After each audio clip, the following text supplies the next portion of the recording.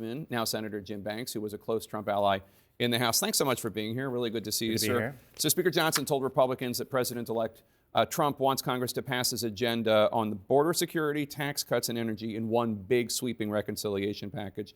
House Republicans had difficulty staying on the same page when it came to electing Speaker Johnson, although he did make it.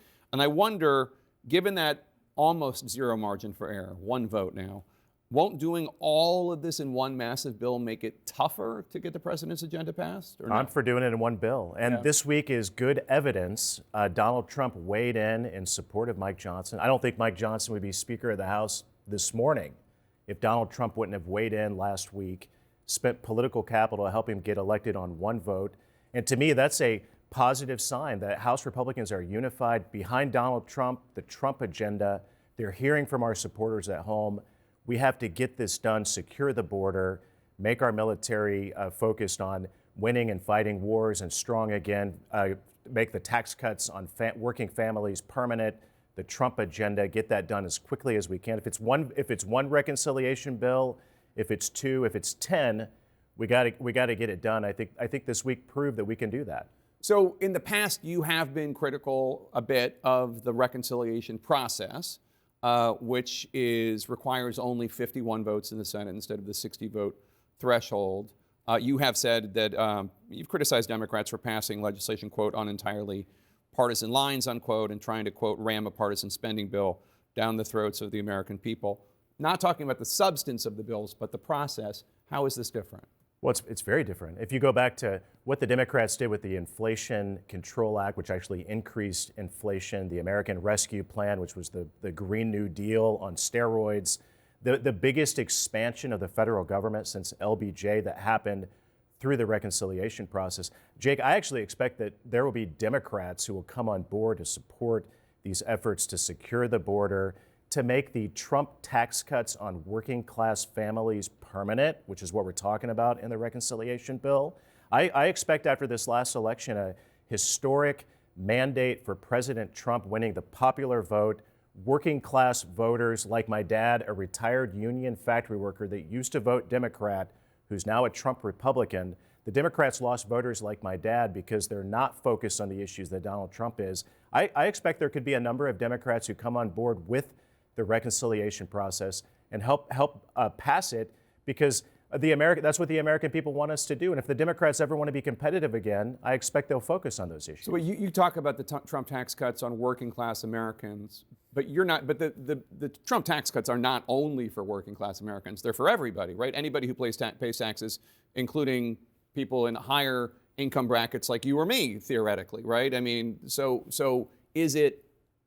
You're not only talking about having the ones for working class people in that bill. It's all of them, remember, right? Go back to 2017. I was a freshman member of the House, and we passed the Trump tax cuts, making the corporate rates permanent, right? But not the rates on working class families, on the individual rates, the pass-through rates. That's all businesses. That's all incomes levels. Small businesses. I mean, that's what the reconciliation package has to include to make those tax cuts permanent. Otherwise, working class families are going to take a massive hit, they're going to have their taxes raised if we don't make those tax cuts. I'm not advocating one way or the other. I'm just. But I can't. But it's an important point, because I can't imagine that Democrats would vote against that.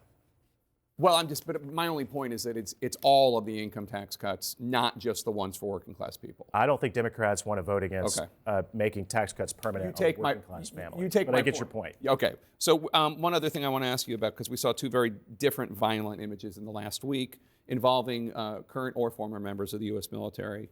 In Vegas, there was a decorated active duty Green Beret suffering from post-traumatic stress who took his life by blowing up a Cybertruck outside the Trump Hotel. And in New Orleans, obviously, the horrific terrorist attack carried out by a U.S. Army veteran pledging allegiance to the terrorist group ISIS.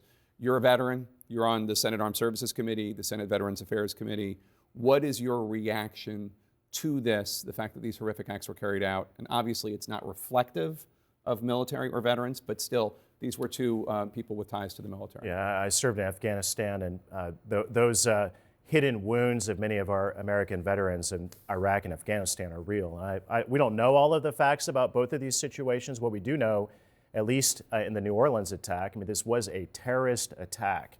A ISIS sympathizer carried out a plan that was premeditated and killed American people. A terrorist attack on American soil, we have to take it seriously. We don't know all the facts yet, but we got to get down to the reality of the matter that we've had 400 ISIS smuggled people coming into our country that Department of Homeland Security told us about last summer, and 50 of them we don't know where they are. We don't know who they are or where they are, and we have to take that more seriously. I know President Trump will do that. Obviously, the terrorist threat is multifaceted, but this individual, by all indications, was an American citizen, was homegrown.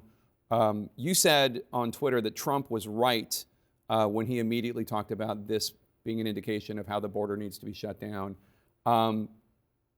It's obviously, there shouldn't be terrorists crossing the border, but wasn't that premature given the fact that this was an American citizen? This particular case was not related to the border? Well, remember, you have to go back to Obama called ISIS the JV team of terrorism, and obviously they're not. Trump came to office, he eradicated the ISIS caliphate, he killed it, he attacked it, he took it seriously. Biden turned Afghanistan over to ISIS-K, the worst strain of ISIS, an ideological group that is serious, that took over that country. And now we know that ISIS individuals are being smuggled over a wide open border. President Trump takes this seriously.